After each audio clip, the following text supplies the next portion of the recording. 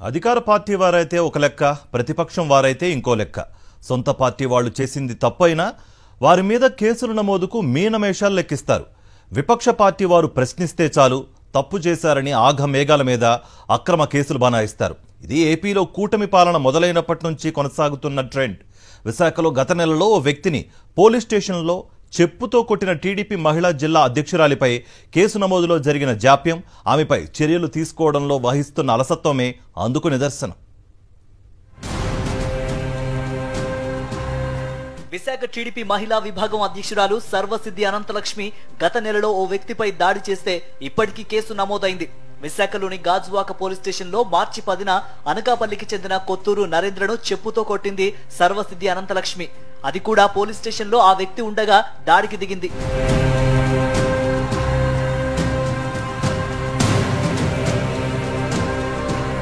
Police station లో CI ఎదుటే జరిగిన ఘటనకు సంబంధించిన వీడియో దృశ్యాలు ఆలస్యంగా బయటకొచ్చాయి. దీంతో ఈ వ్యవహారం తీవ్ర చర్చనీయాంశంగా మారింది. పోలీస్ స్టేషన్ లోనే దాడి చేసిన టీడీపీ మహిళా నేత అనంతలక్ష్మిపై ఎందుకు చర్యలు తీసుకోలేదన్న ప్రశ్నలు తలెత్తాయి. అయితే తనపై కేసు పెడితే బదిలీ చేయిస్తానని అనంతలక్ష్మి ఏకంగా సీఐని బెదిరించిందట. అధికారంలో ఉన్నామనే గర్వంతో పోలీసులనే భయపెట్టిందట. ఇది జరిగి సుమారు నెల అయింది. అయితే దీనిపై తీవ్ర స్థాయిలో విమర్శలు వెల్లువెత్తడంతో ఎట్టకేలకు కేసు నమోదైంది. బిఎన్ఎస్ సెక్షన్ 323 కింద కేసు నమోదు చేశారు గాజువాక సీఐ పార్థసారథి.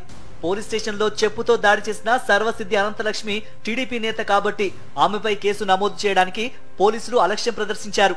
కేసును ఏదో రకంగా పక్కదారి పట్టించే యత్నం చేశారు. కాకపోతే అనంతలక్ష్మి చేసిన దాడిపై ఏం చేశారని పలువురు పదే పదే ప్రశ్నించడంతో ఎట్టకేలకు కేసు నమోదు చేశారు. ప్రస్తుతం ఆమెపై కేసు నమోదైతే చేశారు, కానీ ఎలాంటి చర్యలు తీసుకోలేదని సమాజ్వాదీ పార్టీ నాయకులు అంటున్నారు. అధికారంలో ఉన్నామన్న గర్వంతో పోలీసులను అనంతలక్ష్మి భయపెడుతున్నారని ఆగ్రహం వ్యక్తం చేశారు.